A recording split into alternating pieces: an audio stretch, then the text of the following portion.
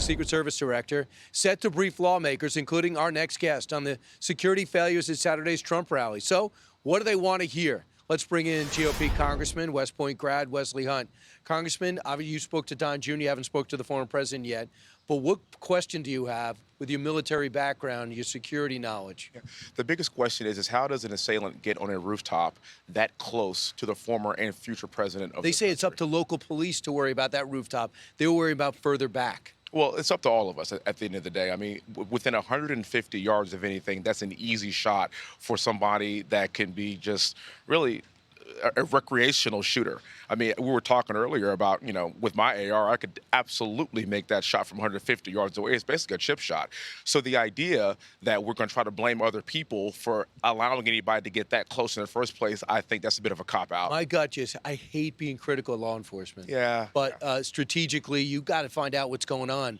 Do you want to get to the bottom of the fact that the Real Clear Politics is reporting that they took resources and gave it to Jill Biden in Pennsylvania's appearance and hurt President Trump's security in his Pennsylvania appearance? So Congress needs to act right now. I'm on the House Judiciary Committee. Oversight is going to take a look at this as well. We need a full investigation. We need the truth because this cannot ever happen again. Well, listen, we know that being politically correct and the DEI got us Kamala Harris as a vice president. Yeah. And now we know that so many different industries have been hurt. Is this part of the process? When you have the DIA director saying, when you have the Secret Security director saying this about her goals for the agency, listen.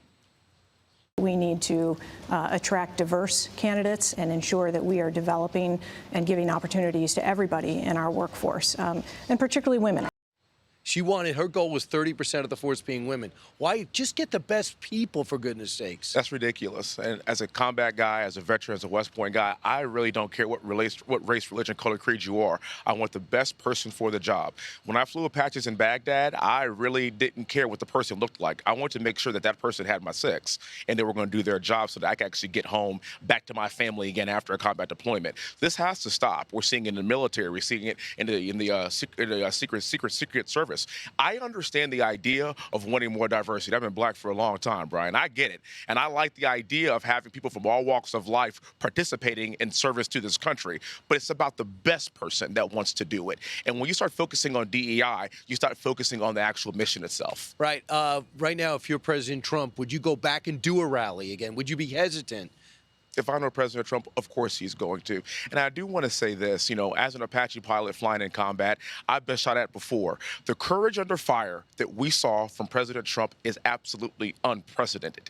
He gets shot, and the first thing he wants to do is get his shoes back on, tell the world to continue to fight for this cause, and walk off that stage with dignity. So that's the same guy that I am sure is going to be back at a rally in no time. So I asked Dana White, UFC president, one of his best friends, I said, when those guys get in the ring in the octagon, where do you rank the president? He said, without hesitation, he's the toughest guy I know. I go, wait a second.